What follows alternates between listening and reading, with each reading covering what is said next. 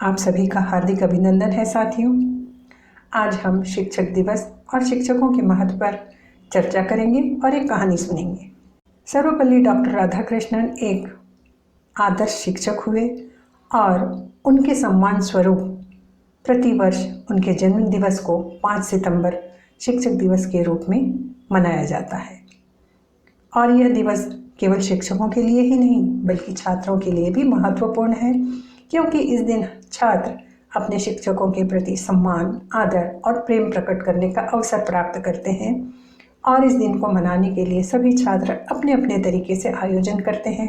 कुछ छात्र शिक्षकों की तरह ड्रेस करके जाते हैं, उन्हीं की तरह पढ़ाने का प्रयास करते हैं और एक दिन के लिए शिक्षकों को पढ़ाने से आराम देते हैं।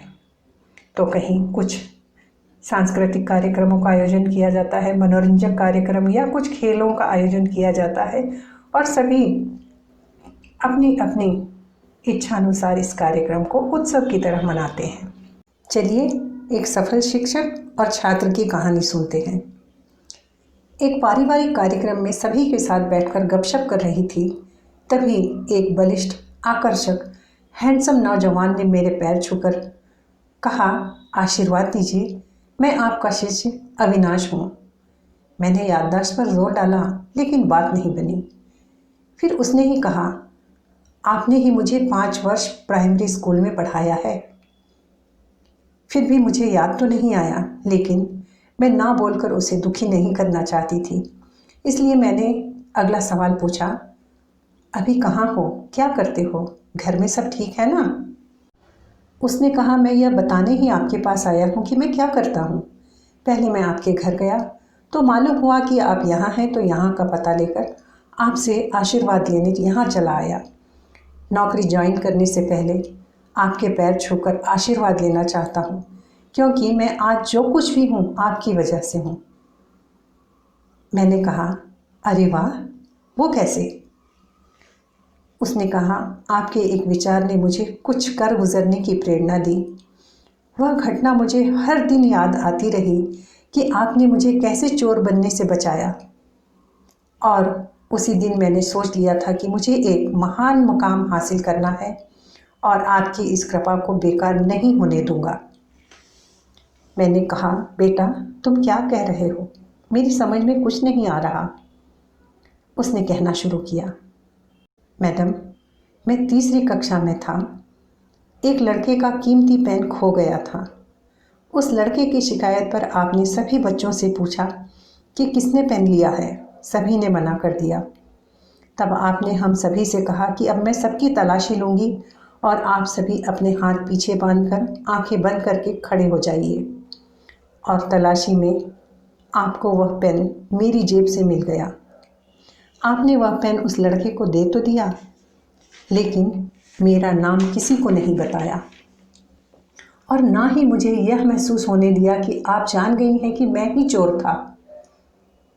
आपने मुझे सहजता से माफ़ कर दिया। अगर आपने मेरा नाम उस दिन बता दिया होता तो सारे बच्चे मुझे चिढ़ा चिढ़ा कर, ताने मार मार कर जीवन भर के लिए चोर बना देते। मेरी एक गलती के कारण मेरा जीवन बर्बाद हो जाता, पर आपने ही मुझे उस बदनामी से बचाया और यह उसका ही परिणाम है कि आज मैं आपके सामने एक बड़ा अफसर बन के खड़ा हूँ। मेरी आंखों में आंसू छलछला उठे। परेशान होकर उसने मेरे दोनों हाथ पकड़ लिए। मैंने उसे कहा, बेटा, घटना तो मुझे याद आ गई, लेकिन मैं आज तक नहीं जानती थी कि वह कौन बच्चा था जिसकी जेब से पेन मिला था, क्योंकि जब मैंने कहा था कि सभी आंखें बंद करेंगे तो मैंने भी आंखें बंद कर ली थी, क्योंकि हमारा उद्देश्य पेन प्राप्त करना था, किसी को चोर बनाना नहीं था। अब उसकी आंखों में आंसू बहने लगे और उसने कहा, यह विशाल हृदय एक शिक्षक के पास ही हो सकता है कि किसी को शर्मनाक स्थिति से बचा ले। आपका व्यवहार ही मेरे लिए प्रेरणा बन गया कि नव जीवन को बर्बाद नहीं करूँगा। आपका यह कर्ज मैं अपना अच्छा करियर बनाकर चुकाऊँगा और मैं इस योग्य हो गया हूँ कि आज आपके सामने आकर उस गलती की माफ़ी मांगूं और आपके कर्ज को चुकाऊं। उसकी यह बात सुनकर मैं धन्य हो गई। ऐसा लगा कि मेरा जीवन सफल हो गया। हर शिक्षक अपनी सफलता अपने छात्रों में देखते हैं। जीवन मूल्यों को चरितार्थ होते देखकर खुशी का ठिकाना नहीं रहता।